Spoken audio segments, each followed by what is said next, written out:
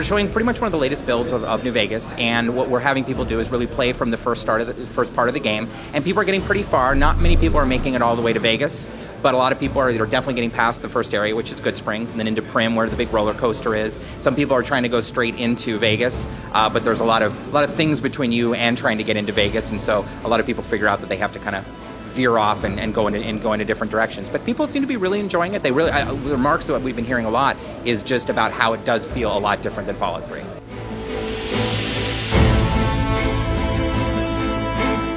Obviously, when we started doing New Vegas, we wanted to put a bunch of new stuff in. So we've kind of mixed some stuff up.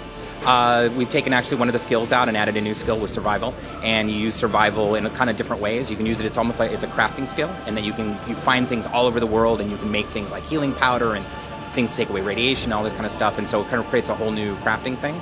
Also, it's something that, because we have a new hardcore mode in as well, where actually dehydration matters and how hungry you are matters, and stim packs take time to actually heal you. They don't just happen instantly. And so kind of all tweaks, and on top of that, survival affects even the hardcore mode by it taking kind of like the more you have, the higher you have in survival, the more your food, you get from the food you eat, and also you don't get as much radiation from actually eating the food.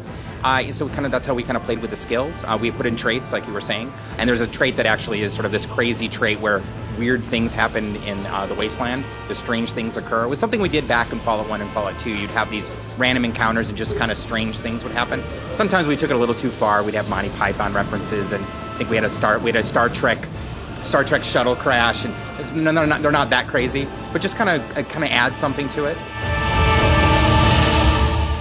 One of the things we really focused on a lot is with weapons, is to really kind of tier up the weapons and make sure that every tier of the weapons, like when you're beginning in the game, you're a little bit into the game, you're farther into the game, that of whether you're playing energy weapons, you're playing pistols, or you're playing shotguns or submachine guns or all that kind of stuff, there's always a weapon for you in that tier, and then on top of that, being able to upgrade them. I mean, you can take a pistol and put a scope on it. You can give it a bigger clip. You can put a silencer on it. You can make it more accurate. All these things. So it's a lot of times if there's this weapon that you really like, you can keep it for a longer period of time by putting weapon mods on it, and then even when you repair, you get to repair your modded weapon. It doesn't go away or anything like that.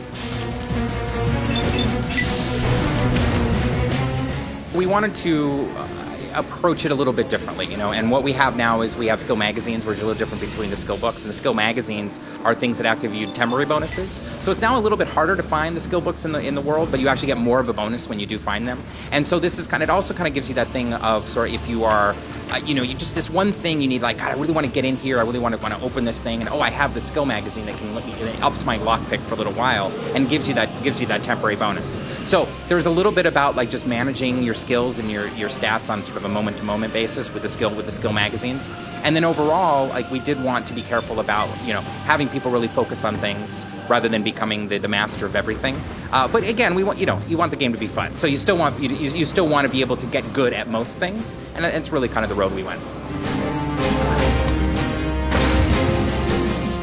So if there's anything that I would say was something that we kind of worked on in Fallout New Vegas that was sort of adding more or changing a little bit about Fallout 3, it was really adding in more quests. So I think in Fallout 3 there was a good number of quests, and there's obviously the main storyline and things like that. But a lot of what you were doing, which is great gameplay, is just kind of finding your own stuff to do. And I think in Fallout New Vegas we wanted to kind of give people a little bit more direction sometimes, and give them kind of more things to do in the world. So we've added quite a few more quests that are in Fallout 3. Fallout New Vegas is coming out for the 360, PlayStation 3, and PC on October 17th of this year.